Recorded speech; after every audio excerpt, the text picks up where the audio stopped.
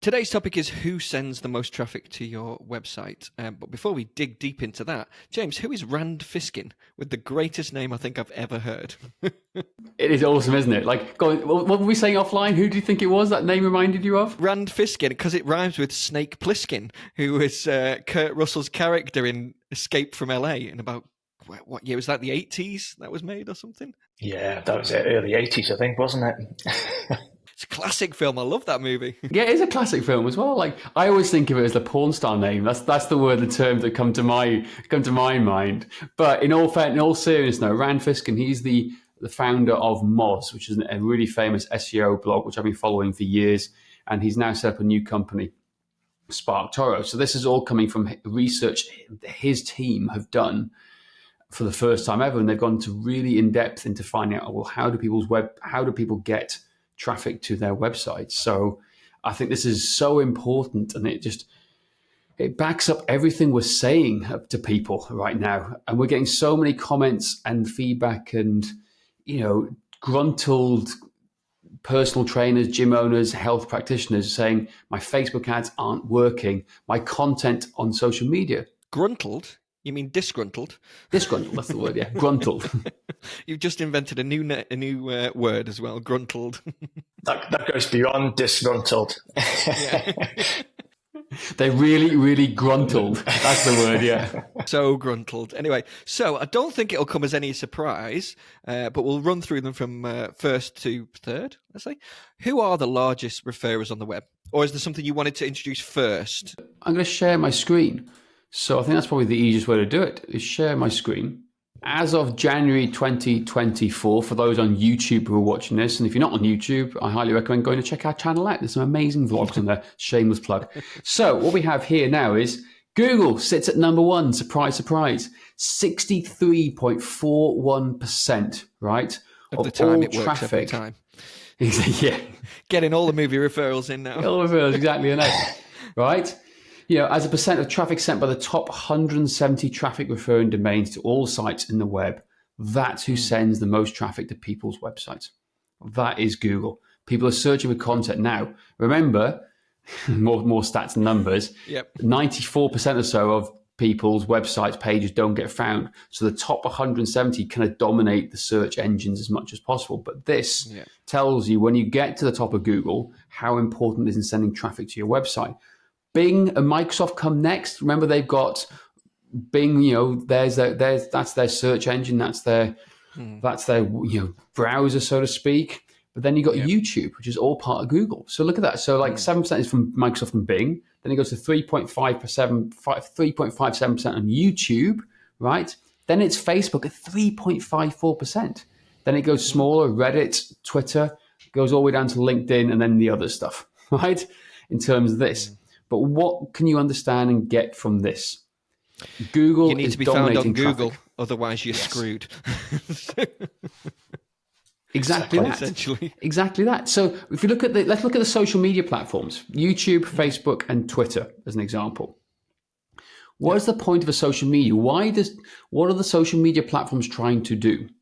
They're trying to keep you on their platform. Why are they trying to keep you on their platform? It's because the longer you stay on it, the more ads you see, the more revenue they'll make from advertising spend, and the happier their clients will be. So therefore, it's not in their interest for them to share links anywhere, right? So if you're sharing links organically, it's not going to be found in the search results. YouTube, some people will follow some of the links in the description, but it's not too much. But you have really compelling content in the first place to capture them, to get them to share the links. So the idea is, if you want traffic to your website, the best place is Google. If you get ranked number one on Google, and we're doing this with Sam Attard at the moment and a number of other clients, we're driving people to your website. All roads lead to Rome. We should be thinking that with all our social media and all our content marketing strategies, is that we should be driving to their website. But we need to dominate and get you found in Google first, and then the other stuff we can start piling that on top of it afterwards. So if you can't get found in Google, well, you should be focusing there first. That's my key takeaway. Andrew, any thoughts on that? Only that it goes in line with the marketing strategy that we've put in place for our clients for 2024, or starting in 2024, in that hey, get that SEO optimized website in place so that you've got your own home. It's your digital home. You own that land and you're not dependent on the social media platforms. Was it last week or the week before? Facebook and Instagram went down for a couple of hours.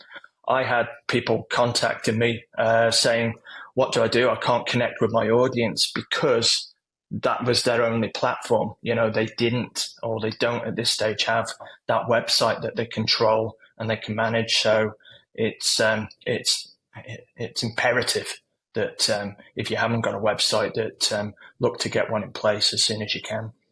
Absolutely. So, James, I don't know whether you know any other statistics, but has Facebook's marketing segment dropped? Because we are finding with a lot of people, a lot of clients that we are helping out nowadays, that Facebook ads just aren't working anymore and they're not getting found anymore. Is that part of it? Has their market segment dropped? So in social media, most of the social media strategies, it's a pay-to-play game now. They want you to pay to play.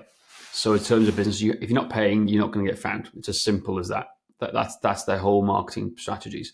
Now, in terms of fitness professionals, everyone's doing the same thing. They're trying to get leads the same way and trying to dominate and all do the same thing. It's highly competitive, and the market, I think, is stale and bored of the same stuff coming out time and time again.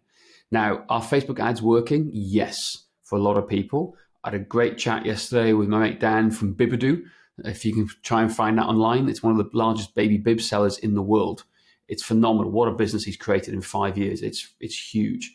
And talking to him, because they use Facebook advertising as their biggest driver of sales. And it works well because it's a product. It's a product that people need. That's the biggest difference. So people need baby bibs, right, for all sorts of babies. Bibs, absolutely. Having 2 children, I can thoroughly vouch for that. Right. And he's got an innovative product that works. And it's great. So I highly recommend checking Bibadoo out as just seeing as their concept. But he's selling to mums, new mums, or people who are about to become, have babies. So there's always a gap to fill there.